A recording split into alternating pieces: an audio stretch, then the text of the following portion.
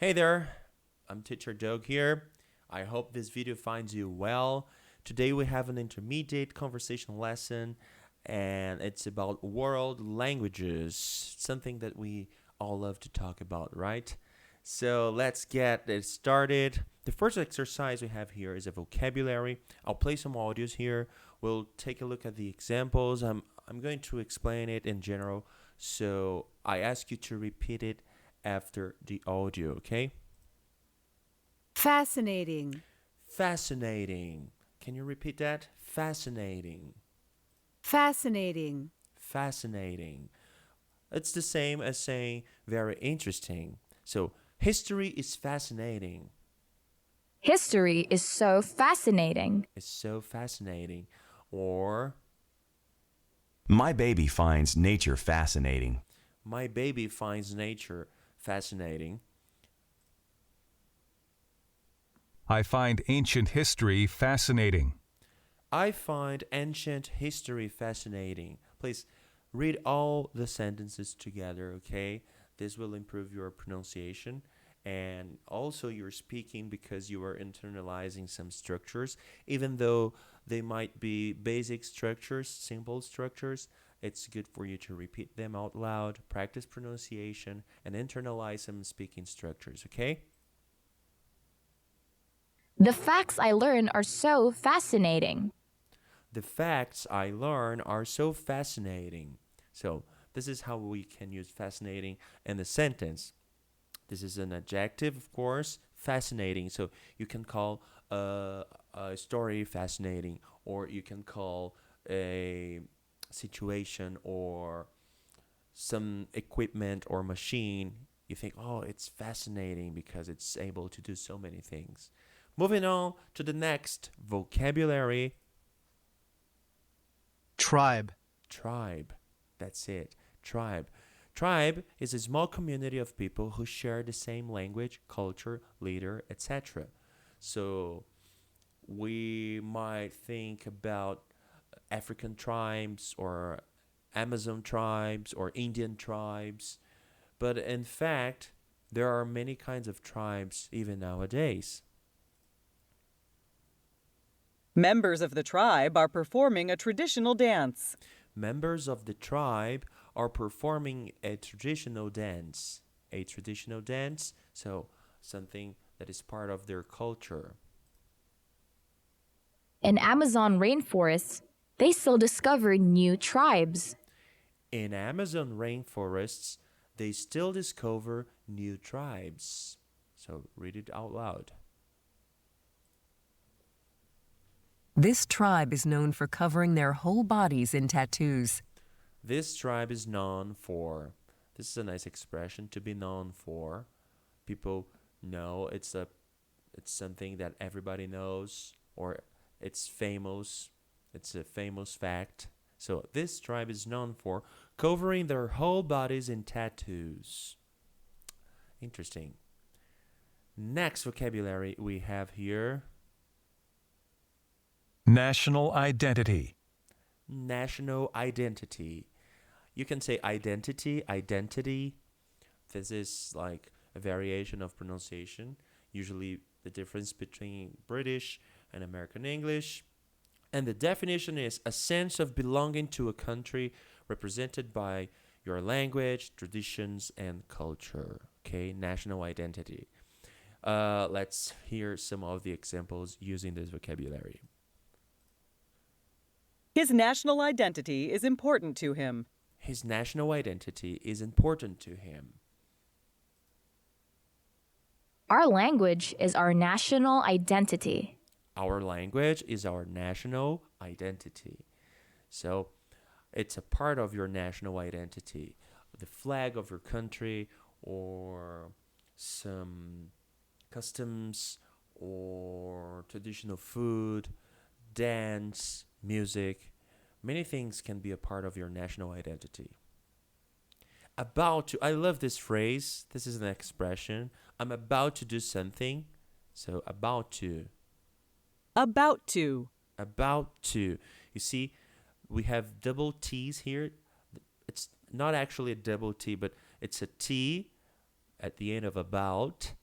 and the T from the preposition to, but you usually only say one T sound because they melt together. They are combined in one sound. About to. About to, okay? So if you're about to do something, it means that you will do that very soon. I'm about to lose my mind. This is a very common sentence when someone is irritated or tired of a situation or something in general, a condition, a person, even a person.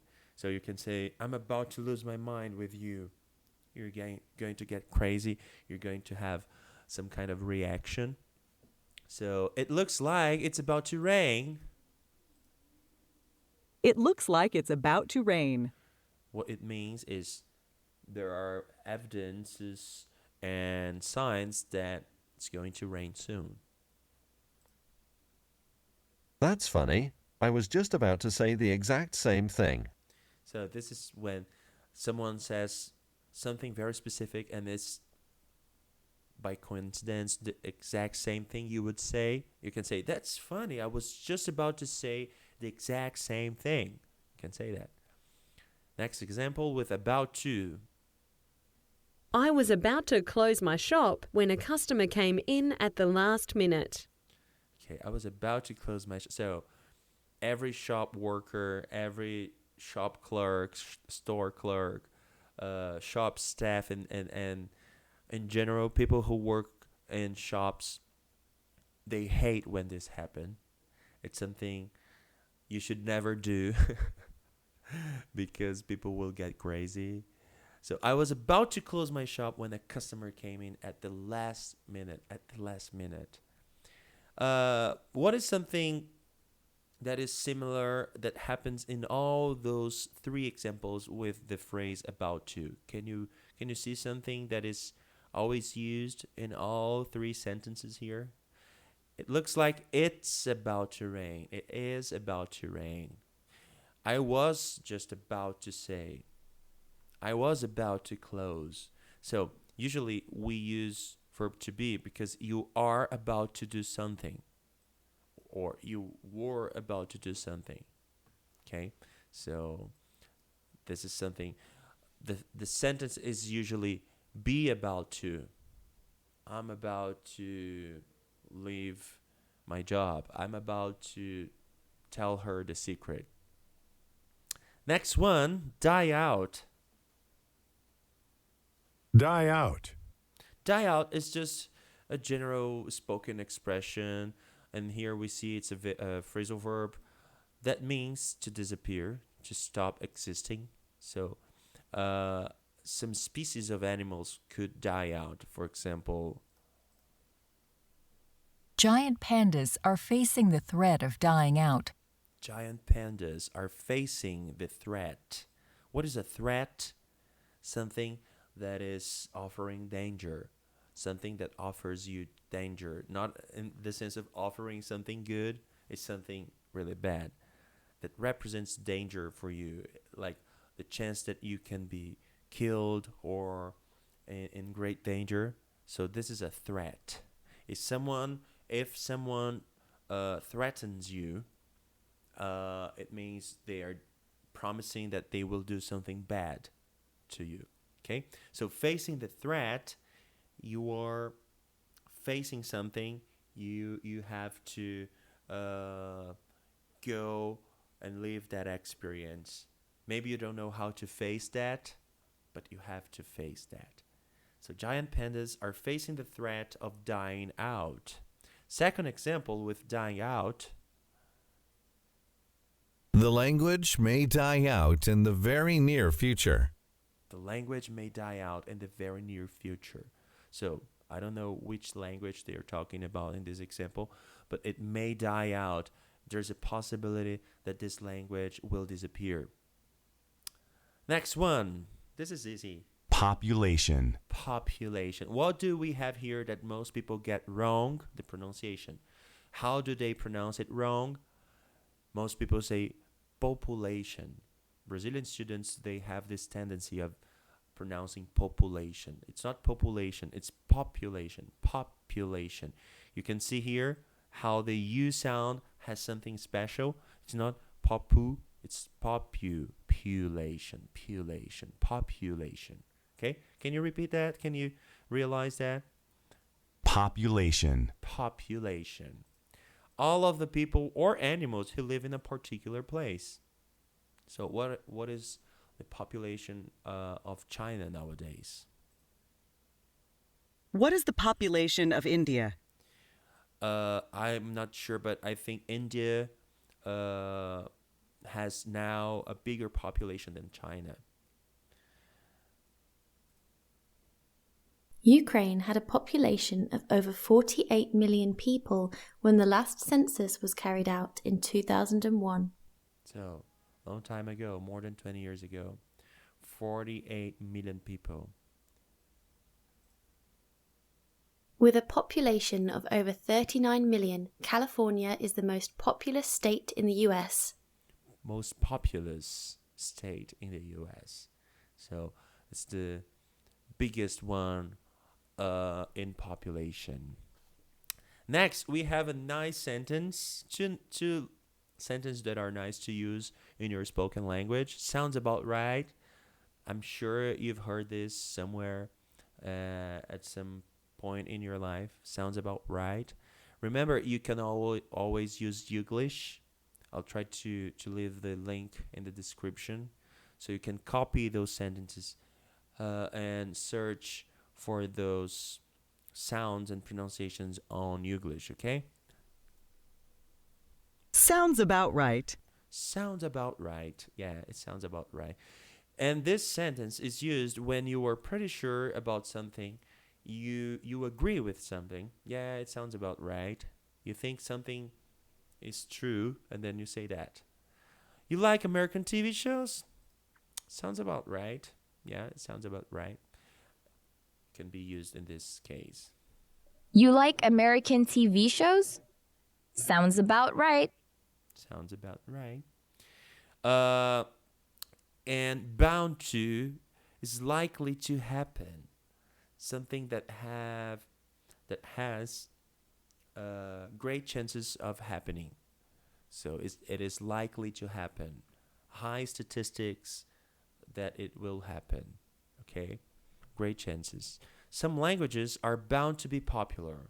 They are bound to be popular. It's just like it's as if it was the destiny. You are bound to be a success. You know, it's your destiny. So it's very likely to happen. Okay? So this is the vocabulary for today's lesson. Let's just review very quickly. The first one was fascinating. Can you repeat Fascinating. this? Fascinating. Very interesting. Second one, tribe. Tribe. Tribe. Third one, National identity. national identity. About to. About to. Die out. Die out. Population. Population. Sounds about right. Sounds about right. The last one, bound to. Some languages are bound to be popular. Okay? It's important to repeat out loud. If you haven't repeated those sentences and vocabulary, you should go back a few seconds to this video and repeat them, please. If you don't use your voice, you will never get good at conversation. So repeat and read out loud everything that you can.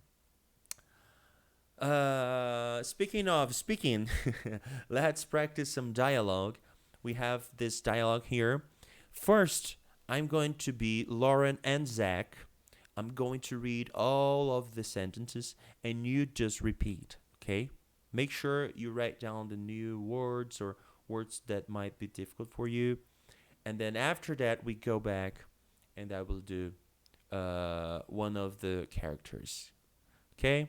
So first time, just repeat all the sentences. I will read all the sentences. First one. Did you know that there are more than 1,000 languages in the world?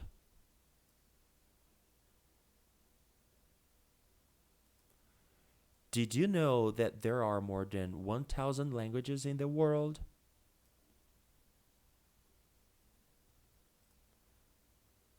No, I thought there were only a few hundred languages. That is fascinating.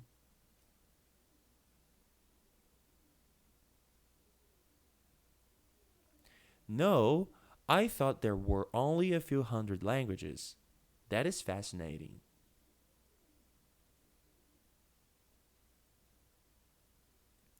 It sure is. I think we usually think about popular languages such as Chinese, Hindi, Spanish, and English, but many tribes have their own languages. Let's divide this one part by part, okay? It sure is. It sure is. Can you repeat that? It sure is. I think we usually think about popular languages. I think we usually think about popular languages such as Chinese, Hindi, Spanish, and English. Such as Chinese, Hindi, Spanish, and English. But many tribes have their own languages. But many tribes have their own languages. Okay? Now it's your turn to read it all together. I will read once more, and then after that, you read it out loud, okay? It sure is. I think we usually think about popular languages such as Chinese, Hindi, Spanish, and English, but many tribes have their own languages.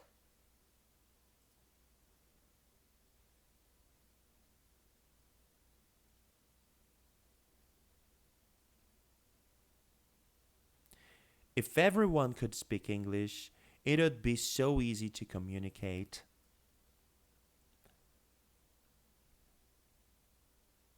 If everyone could speak English, it would be so easy to communicate.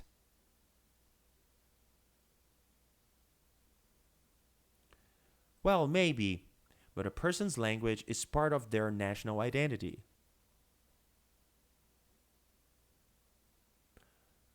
Well, maybe, but a person's language is part of their national identity.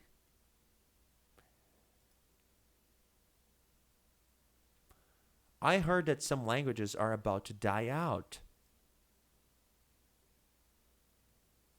I heard that some languages are about to die out. I think that happens when the population becomes smaller and smaller or is destroyed by war.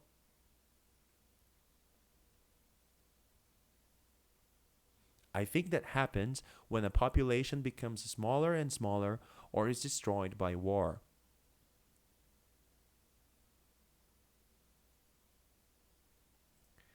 Sounds about right. If there are no people to speak a language, then the language is bound to die. Sounds about right. If there are no people to speak the language, then the language is about to die.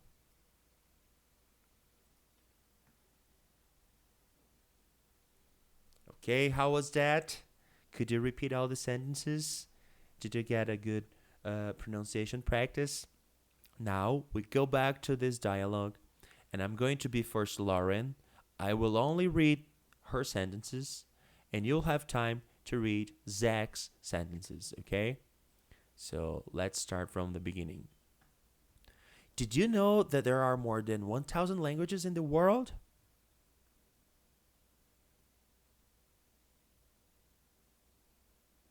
It sure is. I think we usually think about popular languages such as Chinese, Hindi, Spanish, and English, but many tribes have their own languages.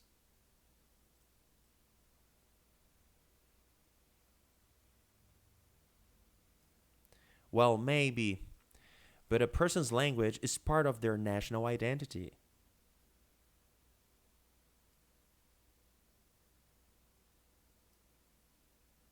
I think that happens when a population becomes smaller and smaller or is destroyed by war.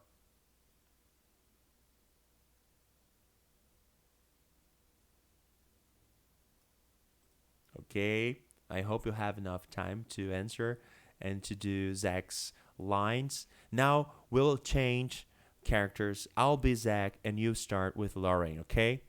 So in 3, 2, 1, you start the first sentence. No, I thought there were only a few hundred languages.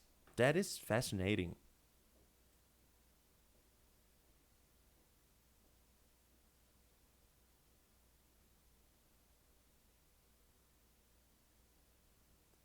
If everyone could speak English, it would be so easy to communicate.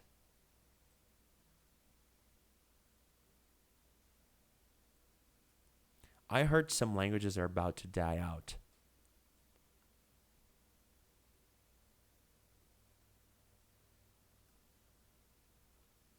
Sounds about right. If there are no people to speak a language, then the language is about to die. Okay, so if you didn't have time to answer, if you haven't answered all the questions in time, just go back in this video. There's no problem. You can practice this conversation as many times as you want. I try to keep some time that is the average time an intermediate student would take to answer each of those lines, to read out loud in a conversation. So now we have this part here which is related to the conversation. We have 3 questions and you have to answer them to check your understanding. The first one is, how many languages are there in the world? How many languages are there in the world according to the conversation? You know, Lauren says that there are more than 1,000 languages in the world. So this is the correct answer.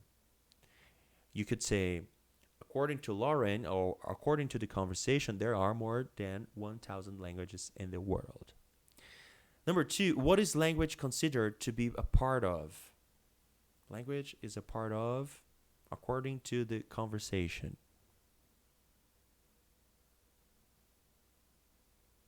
So what they say is,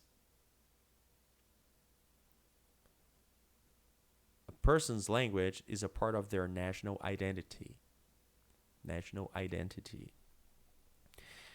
And how does a language die? Can you explain in your own words, according to the text, according to the conversation, the dialogue here, but how do they explain a language dying? What are the reasons?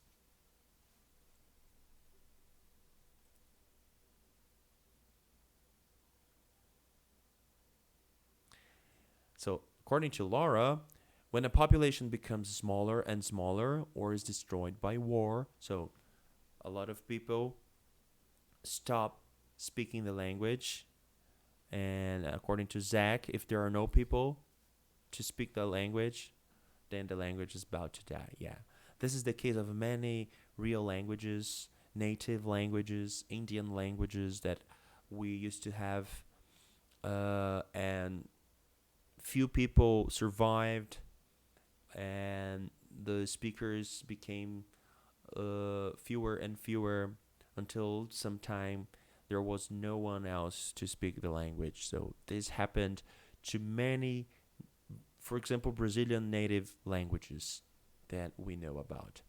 Okay, now we have a listening comprehension. This is an interesting one. I've prepared some nice story for you. So we have 4 questions here. The first one is, what was Paul doing? Of course, you have to listen to the audio for us to understand, but we read the questions in order to understand what are the details and what kind of information we're looking for when we listen to the audio. Okay, so always try to do that. Always try to read the questions before you go to the audio. In any kind of listening comprehension test, this is a nice thing to do. It's a nice strategy to follow. Okay, so the first one, all the questions here, actually we have 2 options. And the first one, what was Paul doing? First option A is, Paul was counting how many languages there were on the planet, or he was looking at a world map. So we have two possible answers, two options. Number 2, what did Paul want to do? What did he want to do? Paul wanted to learn at least 10% of the world's languages, or he wished to travel to all 196 countries in the world, of the world. So he wanted to travel to all 196 countries or learn at least 10% of the world's languages. Number 3, how many languages did Carol say there were in the world? Carol said there were around 100 languages, or she told Paul that the world has more than 1,000 languages. And this is very important, the difference between 100 and 1,000. Some people struggle with that in English. So 100, 99, 100. 1,000 is this number here. Last question about this listening comprehension is, what did Paul decide at the end? What did he do? He decided to start learning new languages right away, or his decision was to stick to improving his French. So improving his French, we can conclude that he was already learning French before this whole situation, right? So now we go to the audio. Let me see. We go to the audio, and this is the audio here. I'll play the audio once, like whole, and then I'll play it again. But first time, try to understand the general information. Try to understand the story. Don't get caught up in little words, okay? And then after that, you the second time try to understand the details, the parts that were more difficult in the first listening. Paul was sitting at his grandpa living room. He had been observing the decoration and all the details when a big, fancy world map caught his eyes. It had all the countries, continents, seas, and oceans, and it was really exciting to imagine traveling to all those different places. Paul couldn't help wondering how many languages there were in the world. If only he could learn around 10% of them, then he could travel to most of the 196 countries on the planet and be able to communicate well. His cousin Carol was the smartest person he knew, so he decided to ask her about other cultures and languages. Paul asked her if there were more than 100 languages on the planet, and Carol answered that actually there are more than 1,000. Paul felt really overwhelmed. He would never be able to learn thousands of different languages. One was hard enough. He decided to ask what were the most spoken languages of the world, and Carol told him that was English, Mandarin, Hindi, Spanish, and French. Okay, I think I could study 5 languages, but one at a time, he said. The next week Paul started learning French, and he was feeling great about his decision. Okay, that was the first listening. How was that for you? It's always nice to reflect. Was that difficult? Was that medium? What's the percentage of what you understand? Did you understand 10%, 50%, 60, 90%? Maybe you understood it all, 100%. Now I'll play it again, but I'll pause after some sentences so we can analyze the audio better in more detail. Paul was sitting at his grandpa living room. He had been observing the decoration and all the details when a big, fancy world map caught his eyes. It had all the countries, continents, seas, and oceans, and it was really exciting to imagine traveling to all those different places. Okay, so this is the introduction of the story. He's in a place. He was looking at the decoration and the details of a living room, and then something caught his eyes, caught his attention. It was a big, fancy world map. Could you understand this? Let's go back. Paul was sitting at his grandpa living room. It was his grandpa living room. He had been observing the decoration and all the details when a big, fancy world map caught his eyes. A big fancy world map caught his eye. So he was like there looking, oh, look at the world map.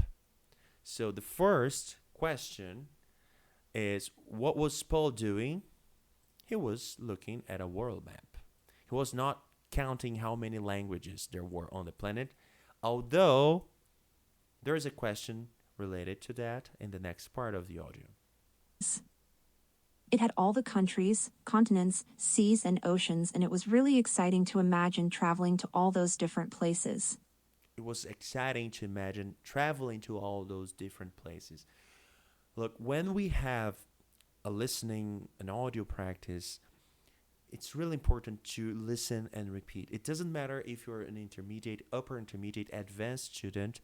It's always good to increase your understanding, to improve your pronunciation, to improve the sounds, your internalizing structure. So many things are happening in our brains when we repeat out loud. So every time you have the chance, if you have an audio, it can be a piece of news article, it could be an interview, podcast, a story, even songs. You can use songs for that. They're great for that. Repeat the sentences. Try to get your pronunciation better and better every time. And to internalize those sentences, those little sentences, you need to connect them to the situations they represent. So you don't need to think too much about rules before forming sentences. That's how you internalize all those structures that are important in your speaking skills, okay? So try to repeat all the sentences that you can. Paul couldn't help wondering how many languages there were in the world. Paul couldn't help wondering. He couldn't help thinking. So this is a nice expression to use. I can't help but thinking about how difficult it was for you. You can use I can't help or I couldn't help. It's not directly meaning to help someone, to offer help. It's not that. It's used in a situation when someone can't avoid doing something. You must do that. It's almost something automatic for you. So you do that. I can help listening to your conversation. I couldn't help listening to your conversation. Sorry, I was just on the other side. So you're telling someone that you listened their conversation because they were talking next to you, close to you, and then you could hear that. And then maybe you have something to say about this conversation, okay? So if we go back here, seas and oceans, and it was really exciting to imagine traveling to all those different places. Paul couldn't help wondering how many languages there were in the world. He couldn't help wondering how many languages there were in the world. So he was imagining. It was a question coming to his mind. Oh, how many languages are there in the world? If only he could learn around 10% of them, then he could travel to most of the 196 countries. So here we have something important to answer the second question. What did Paul want to do? Paul wanted to learn at least 10% of the world's languages, or he wished to travel to all 196 countries of the world. Here's the part where we will find out. Paul couldn't help wondering how many languages there were in the world. If only he could learn around... If only I could do that. Like, it was... When we use this expression, if only I could speak Chinese, I would understand everything Chinese anime says. Or if only I could have a day off, I would travel to some place. If only I could. It's like you are wishing for one condition that in this expression is something simple. If only I could do that, but you can't. You actually can't do. And then you are thinking about, you're wishing that. It's how you express a wish, a desire you have. If only I could learn 10% of the languages that there are in the world, I could travel to most of the 196 countries. So listen again. Paul couldn't help wondering how many languages there were in the world. If only he could learn around 10% of them, then he could travel to most of the 196 countries on the planet and be able to communicate well. So that's the second part. So what is the answer here? What did Paul want to do? He wanted to travel to all 196 countries or learn at least 10% of the world's languages. Letter A is the correct one, right? He wanted to learn at least so he could travel to most of the 196 countries, not to all 196 countries, okay? So this is it's a little detail, but it's a big difference. One last time listening to this part, and then we go to the third part. Paul couldn't help wondering how many languages there were in the world. If only he could learn around 10% of them, then he could travel to most of the 196 countries on the planet and be able to communicate well. His cousin Carol was the smartest person he knew. So now we have the second character, Carol. Carol is his cousin. His cousin Carol was the smartest person he knew. The smartest, the most intelligent person that Paul knew was his cousin. And then the question is, how many languages did Carol say there were in the world? She gave him an answer. We need to find out what was the answer. So he decided to ask her about other cultures and languages. Paul asked her if there were more than 100 languages on the planet, and Carol answered that actually there are more than 1,000. Paul felt really overwhelmed. So now we have the answer. He knew, so he decided to ask her about other cultures and languages. Paul asked her if there were more than 100 languages on the planet, and he asked if there were more than 100 languages, and she answered. Asked her if there were more than 100 languages on the planet, and Carol answered that actually there are more than 1,000. Actually, there are more than 1,000. Paul felt really overwhelmed. He felt really overwhelmed. Like, oh my gosh, thousands of languages. I will never be able to learn all of them. Overwhelmed. It's like you have a big load on your head. Like you're worried because you have so much to do, or because many different complicated situations are happening at the same time, so you feel overwhelmed. He was overwhelmed. Listen again. Answered that actually there are more than 1,000. Paul felt really overwhelmed. He would never be able to learn thousands of different languages. One was hard enough. He would never be able to learn thousands of different languages. One was hard enough. We feel you, Paul. We know how it is. He decided to ask what were the most spoken languages of the world, and Carol told him that was English, Mandarin, Hindi, Spanish, and French. So, the second question he asked, what are the most common, the most spoken languages in the world? And she gave him 5 languages, which were English, Hindi, Mandarin, Hindi, Spanish, and French, right? So those are the 5 most spoken languages in the world. Okay, I think I could study 5 languages, but one at a time. I could study 5 languages, but one at a time. One at a time. First I study one, then I finish, then I start studying the second one at a time. Okay? You can also say the expression one day at a time. One day at a time. When we feel anxious about our future, we have so many things to do, and then someone says, one day at a time, calm down, take a big deep breath, one day at a time, he said. The next week, Paul started learning French, and he was feeling great about his decision. So the next week, he started studying French. Well, we have the answers for number 3 and number 4. Number 3, how many languages? She told Paul that the world has more than 1,000 languages. That's the correct answer. And the last one, what did Paul decide at the end? A or B? Paul decided to start learning new languages right away, or his decision was to stick to improve his French. Is stick to improve, like continue to improving his French, okay?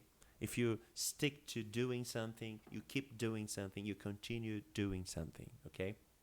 So, in this case, letter A is the correct one because the next week he decided to start learning French. He started learning French, and so it was something he started doing right away. On the week after, week later, he was already studying French, but he was not improving his French because he would have to had started French before. You understand this? So number 4, A, letter A is correct. Okay, this role play situation, I think we can skip that one, but it's an interesting exercise for you to use as a writing exercise. So this is my suggestion here. You could use this here. Imagine you're a teacher and then you're talking to your students, or imagine you're talking to a friend who is an immigrant or someone who's not Brazilian or is not your nationality. And you should talk about your language, your mother tongue. So in this case, I would talk about Portuguese. So Portuguese, it comes from Portugal, and it has a strong influence from Latin language. We call it a romantic language, and there are many differences between Portuguese from Brazil and Portuguese from Portugal. I'm not so sure how many countries speak Portuguese nowadays, but those are things and facts that you can search about and just write a little paragraph. It's always important to write down, to practice writing skills, because this will impact directly on your speaking skills. It will improve the way you internalize the structures and the way you express your ideas. So the more you write things down, the more you practice your writing, the better you get at speaking. That's my suggestion for exercise 4. The last one for today is our famous discussion card. This is a discussion about languages, world languages, and speaking a different language. So I'm going to read all the questions here first, and then after that, you are free to answer all of them. Remember to answer in a spontaneous way. Don't try to prepare yourself too much. In this case, in this kind of exercise, I don't advise you to write down your answers beforehand, because this will just deceive your flaws. This will just this will not be effective. You will not show your difficulties in real. So the idea here is to be spontaneous. Just answer the questions, record yourself answering those questions, and listen to yourself, listen to your recording. After that, you can do it again, and then you can write down some answers and try to improve and to add some more ideas. And this is how you should do this discussion card. Okay, so the first question is, what languages do you speak? I speak Portuguese, English, and a bit of Spanish. I speak Mandarin, English, and Korean. I speak Japanese, Portuguese, Spanish, Korean, and French. So in this question, you can be very direct. Maybe you could say, I'm learning French. I don't speak French yet, but I'm learning it. Number 2, do you think it is useful to learn a language other than your native language? Why or why not? I believe most people will say yes. I do think it is useful to learn a language other than your native one, because this way you can learn more about other cultures, you can travel, you can be more independent, and you can have more freedom to express your ideas and understand other people's ideas. It's good for your career. It's good for your brain. It's a nice brain exercise, very powerful. Question 3. What would the advantages and disadvantages be if everyone spoke one language? This one is very creative question. I like this one. What would be the advantages if everyone spoke one language? Maybe we will get along better, maybe not. This is not something, this is not a rule. Just because we speak the same language that we will get along well. I think there would be chances of war, even though everyone spoke the same language. But other advantages that we can imagine, this is a hard one actually. Maybe it would be easier to travel, to communicate with people. Maybe we would have more advances in science and technology, maybe not. It's really an unpredictable situation. It's very difficult to predict what would happen. And the disadvantages would be maybe less diversity, because if we have different languages, it means different cultures and a more diverse place. Also, the language is the structure through which we express ourselves and our ideas, and we think and we reflect. So maybe it would be a big disadvantage to have everyone thinking in the same structure. You understand that? So the philosophy or maybe other areas of knowledge, there wouldn't be so many advances. Maybe. It's really unpredictable. But be creative, try to answer this question. And the fourth one, what languages would you want to learn? Oh, this is a nice one. I would like to learn Chinese. I would like to learn Spanish. I would like to learn German, French. And then maybe you can add a reason to each of those languages.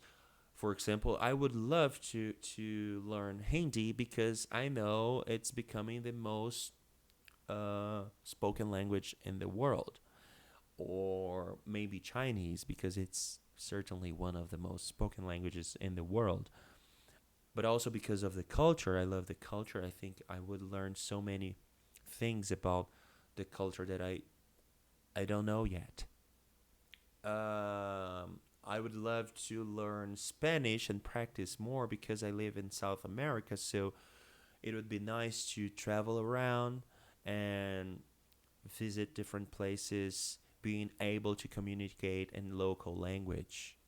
Go to Chile, to Uruguay, Argentina, Paraguay, Bolivia, Peru, and so on. So try to be creative, try to be natural. Don't worry about committing mistakes. Be spontaneous. Use the best English you can. Use the English that you have. We should never be too worried or insecure. Mistakes will happen. That's not the end of the world. And record your answers. If you're my student, send me all the answers. Let me know if you liked this lesson. Thank you very much. This was World Languages conversation lesson for intermediate students. I see you on the next lesson. Thank you guys. Bye.